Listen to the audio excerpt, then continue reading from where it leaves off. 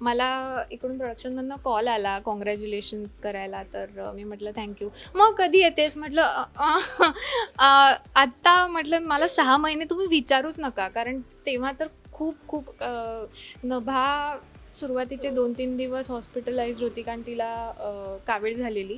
So त्याच्यामुळे ती NICUमध्ये होती. तर त्या ह्याच्यामध्ये म्हटलं मला 6 महिने तुम्ही विचारूच नका.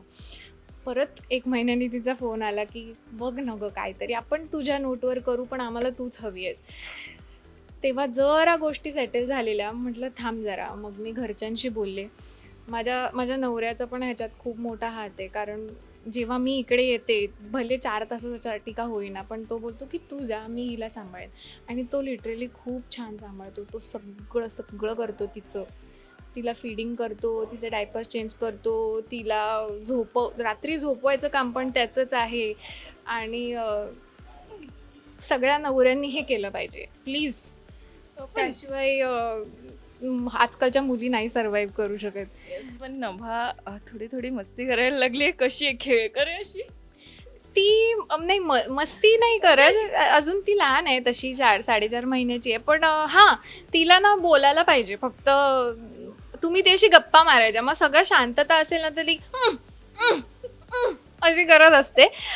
बाकी बाकी ती तशी काही त्रास नाही तिचा. फक्त ती भूक लागली की रडते, आणि झोपायचं कसं हे तिला कळत नाही. फक्त डोळे मिटायचे आणि झोपायचं, एवढं साधी गोष्ट पण बिचारीला कळत नाही. तर तिला झोपवायला लागतं तेवढंच.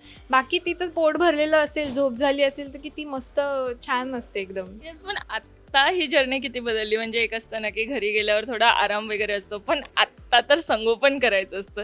ही जर्नीबद्दल काय सांगशील की न्यू मॉम हे कसं आता सध्या सुरू आहे? खरं तर मी इथे आत्ता माझं लवकर पॅकअप झालं. एक्सपेक्ट होतं की 1 वाजेपर्यंत मी थांबते मोस्टली.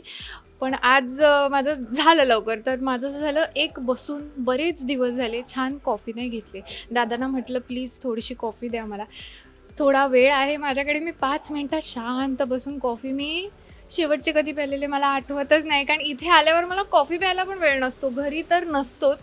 घरी गेल्यावर पण आधी मग ती रडतच असते. मग तिला म्हणजे भूक लागलेली असते.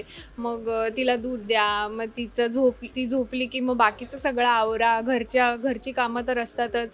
रात्रभर तिला फीडिंग करावं लागतं. मध्ये मध्ये 2-2 तासांनी तिला फीडिंग लागतं. तर झोप पण झालेली नसते. सो न्यू मॉम्स आणि प्लस पोस्टपार्टम डिप्रेशन, ते मला होतं आहे. सो मी एक्सेप्ट करते. पण त्याच्यातून पण मी अशी उभारून आलेली आहे आता बाहेर.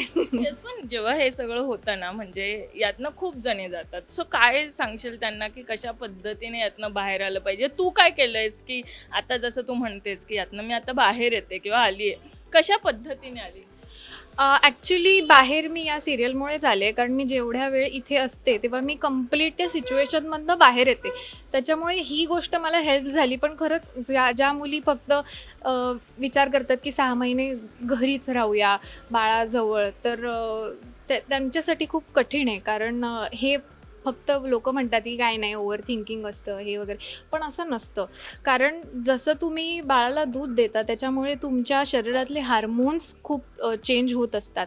प्रोलॅक्टिन नावाचा हार्मोन असतो, जो स्ट्रेसला कारणीभूत असतो. आणि दूध येण्यासाठी हा हार्मोन खूप गरजेचा आहे. त्याच्यामुळे तुमचा स्ट्रेस वाढतोच. सो त्याला तुम्ही काहीच नाही करू शकत. ओव्हर थिंकिंग ही गोष्टच नाही आहे.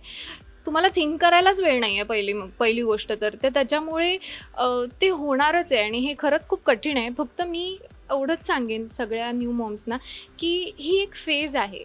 कारण तुमचं जे लाईफ आहे ते 360 डिग्री चेंज झालेलं आहे. अचानक 9 महिने खूप लाड होत असतात. छान आरामात आयुष्य चाललेलं असतं. बाबा तू हवं तेवढं झोप, हवं तेवढं खा, छान लाड करतात सगळे. आणि अचानकमध्ये एवढं फास्ट सगळं होतं. 2-2 तासांनी फीडिंग करायचं आहे, शी केली, सू केली. आणि तुमचं पण हेल्थ असते. माझं तर C-सेक्शन झालेलं. त्याच्यामुळे C-सेक्शनमध्ये स्वतःच्या हिलिंगसाठी तर वेळ नाहीच मिळत. तर ते एक आपल्याला म्हणजे अंग दुखत असतं, काय कुठे काय होत असतं. थकलेलो असतो आपण, त्याच्यामुळे तिकडे वेळ नाही मिळत आपल्याला. सो ते एक वेगळं डिप्रेशन असतं. सो मी असं म्हणेन की ही एक फेज आहे. आपल्याला सवय नसते ह्या गोष्टीची की अचानक एवढं फास्ट लाईफ झालेलं आहे. सो सगळ्या हळूहळू गोष्टी जेव्हा सेटल होतील, सगळ्या नवीन नवीन अचानक भरपूर गोष्टी येतात घरी, 10 गोष्टी येतात, ते ठेवायला जागा नसते, घरी आजूबाजूला पसारा असतो, त्याचं एक वेगळं डिप्रेशन येतं. सो ते हळूहळू गोष्टी जागी लागतात, आपापल्या मार्गी लागतात आणि सगळं हळूहळू बाळ पण सेटल होतं आणि एक रुटीन तुमचं सेट होतं. त्याच्यानंतर तुम्हाला हळूहळू बरं वाटायला लागेल. पण ही फेज आहे. सो प्लीज जेवढं पण तुम्हाला दुसऱ्यांची हेल्प घेता येईल, हेल्प ॲक्सेप्ट करा, हे मी बोलेन. कारण मोस्टली मोम्सचं कसं असतं, मलाच करायचं, सगळं मलाच करायचं, असं नका करू. हेल्प ॲक्सेप्ट करा आणि थोडा वेळ जाऊ द्या, तुम्हाला नक्की बरं वाटेल, असं बोलेन मी. मराठी मनोरंजन सृष्टीमधील मालिका, चित्रपट, नाटक तसेच कलाकारांबद्दलच्या नवीन अपडेट्स जाणून घेण्यासाठी नक्की सबस्क्राईब करा इट्स मज्जा मराठी या आपल्या नवीन यूट्यूब चॅनलला.